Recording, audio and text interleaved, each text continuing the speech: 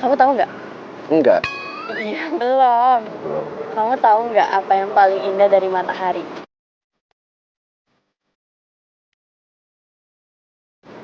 Karena keajaiban yang terjadi dalam sehari dimulai dari matahari terbit. Karena di antara kita semua manusia, banyak orang yang beruntung yang mendapatkan keajaiban itu setiap hari. Tapi ada juga mereka yang gagal. Tapi lihat deh, matahari itu nggak pernah menyerah. Dia selalu balik lagi untuk terbit, untuk memberikan harapan yang baru dan keajaiban bagi semua orang yang menanti itu. Semoga aja kita bisa dapat keajaiban seperti itu ya sayang. Soalnya saya dulu pernah loh berjanji di depan seseorang yang hatinya itu tulus banget. Dan saya bilang, apapun itu, saya akan berusaha untuk bikin dia bahagia. Dengan apapun yang saya punya, sebisa mungkin saya akan terus ada buat dia. Dan saya akan berusaha untuk bikin dia gak sedih. Perempuan berhati tulus itu. Kamu tahu gak perempuan itu siapa?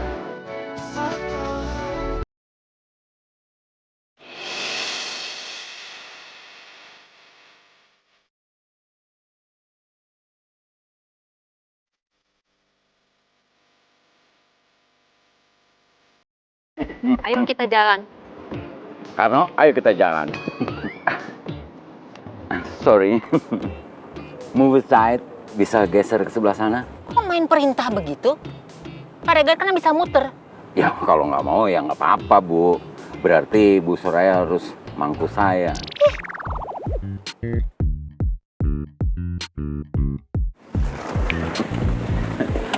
Bisa saya kerjain juga Bu Soraya. Hai.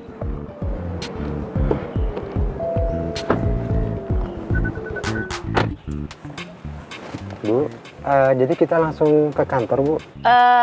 Pak Karno antar saya ke salon ya di Jalan Mutia. Saya udah booking tempat, saya mau perawatan. Oh, baik, Bu. Waduh, berapa lama tuh ke salon? Males banget nungguinnya. Saya yakin Pak Regar nggak akan betah nungguin saya di salon. Tapi nanti langsung kembali ke kantor lagi, Bu. Saya kalau perawatan bisa seharian. Oh no, seharian? Baik, Bu. Ya. Bisa mati gaya dong saya.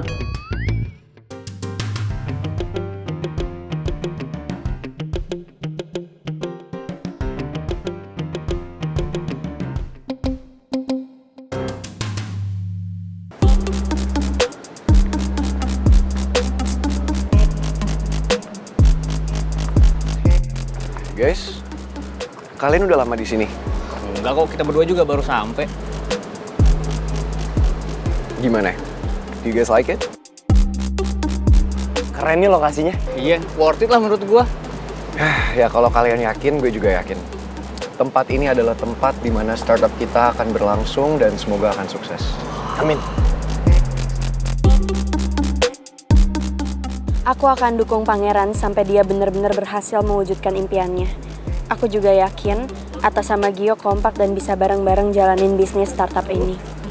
Meskipun sekarang aku masih sedih karena sering kepikiran almarhumah mama dan juga aku mikirin kondisi bapak yang belum sadar, aku tetap harus semangatin Pangeran sampai dia berhasil. So guys, shall we take a look inside? Yuk. Yuk.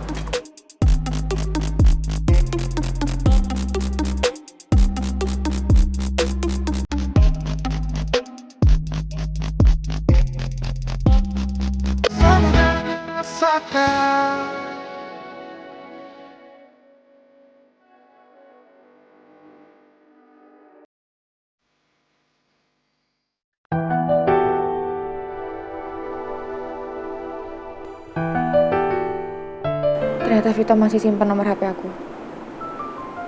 Padahal aku nggak pernah save nomor Vito lagi.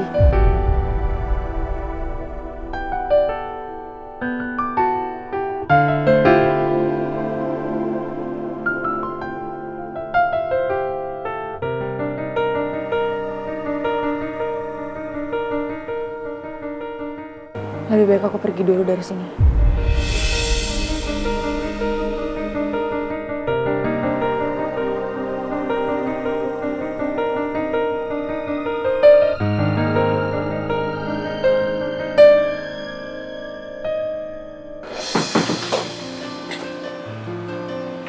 Kamu ngapain di sini? Aku nungguin kamu keluar. I have to go. Mau kemana? Aku mau nyari udara segar buat tenangin pikiran aku. Iya udah aku antar ya. Aku temenin, ayo. Gak perlu, aku mau sendiri. Loh, it's okay, aku Tristan, temenin. aku mau sendiri. Iya nanti bahaya buat kesini. Maura. Maura please. Maura.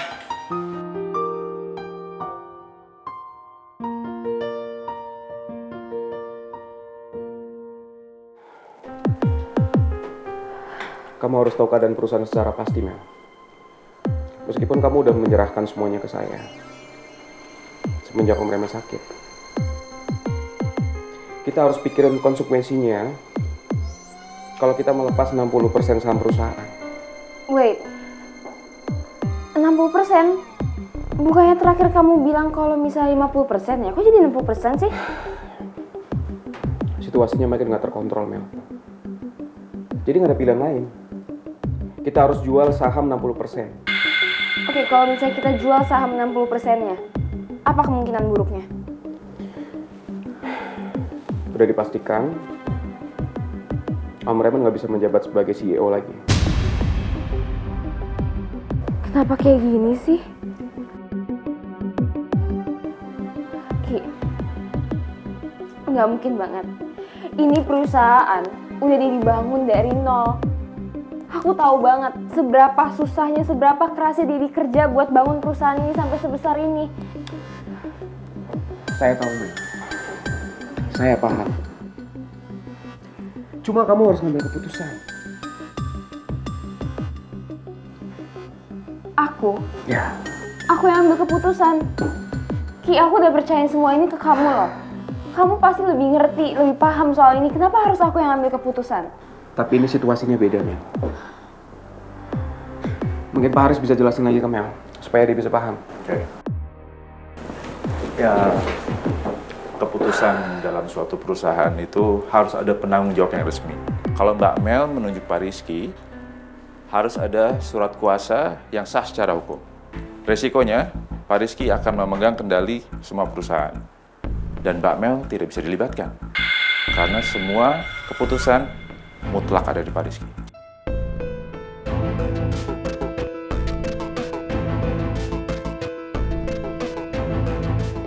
Apa yang aku harus lakuin sekarang?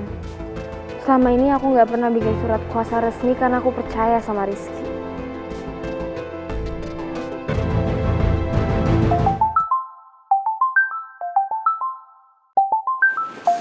Mel? Halo, Mel? Halo? Mel? Kamu kenapa diem aja? Mel, kamu dengar suara ibu kan, sayang? Kok aneh? Mel telepon tapi nggak ada suaranya. Apa aku coba telepon Mel aja deh.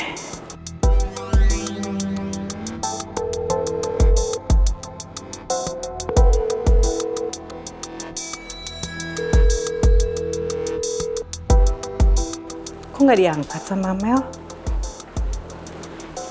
Apa tadi Mel itu telepon aku nggak sengaja kepencet kali ya? Mudah-mudahan aja nggak ada masalah apa-apa sama Mel.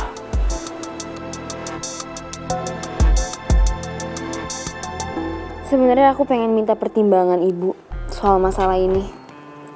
Karena aku bingung. Harus serahin kuasa ke Rizky buat ambil keputusan perusahaan atau enggak. Tapi aku nggak tahu harus bilang apa.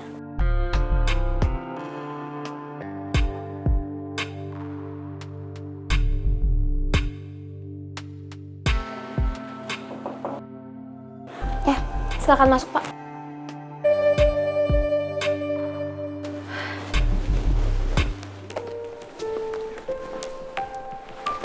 Ada yang ingin dibicarakan dengan saya, Mas? Jujur, terus terang saya belum tahu harus bikin keputusan apa, Pak Haris. Tapi sepengetahuan saya, Pak Raymond selalu mempercayakan semua masalah perusahaan ke Rizky. Saya juga percaya sama Rizky, Pak. Rizky selalu bikin keputusan yang tepat untuk perusahaan kita. Tapi saya bingung untuk sekarang. Kenapa harus pakai surat kuasa ya? Ya, karena hanya dengan cara itu, Rizky bisa membuat keputusan yang penting. Karena tanpa surat kuasa, Rizky bisa sangat mudah dijegal oleh para pemegang saham yang lain. Karena statusnya masih karyawan. Apa kamu kurang percaya dengan Rizky? Actually, I believe in him. Tapi masalahnya aku ingat pesan Daddy. Ani, kamu itu bukan hanya kesayangannya Daddy. Kamu itu kebanggaannya Daddy, harapan Daddy satu-satunya untuk melanjutkan perusahaan Daddy yang Daddy bangun untuk sebesar ini. Kalau nanti Daddy nggak ada, Daddy sakit, cuman kamu satu-satunya yang bisa melanjutkan perusahaan Daddy.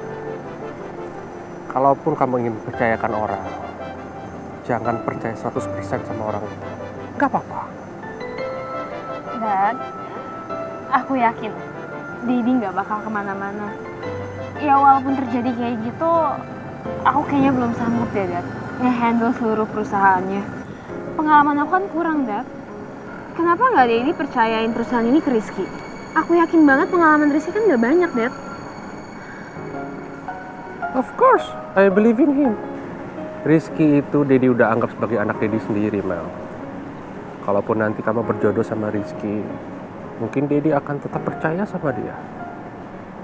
Tapi apapun itu, Daddy nggak mungkin percaya 100%. Karena kita harus bisa membagi mana hubungan keluarga, mana hubungan pribadi, mana hubungan pekerjaan. I tell you something. Kalau kamu ingin mempercayakan sesuatu sama orang, kamu harus tahu siapa dia. Kamu harus lidiki siapa dia. Supaya apa? Supaya kamu gak dibohongin sama orang itu. Supaya kamu gak dikendalikan sama orang itu. Ya? Oke, Dad. Aku bakal selalu ingat itu. Yes. I believe in you. You can do it. Ya. Thank you, Dad. Give me a hug.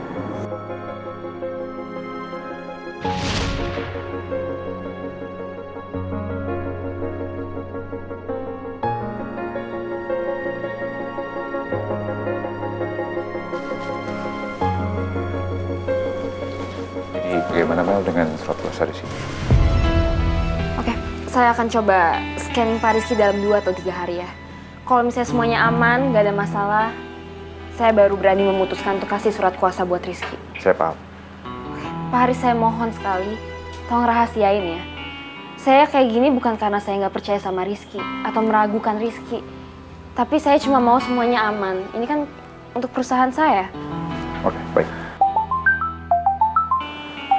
Sebentar ya, Pak. Kalau gitu, saya permisi. Oke. Terima kasih.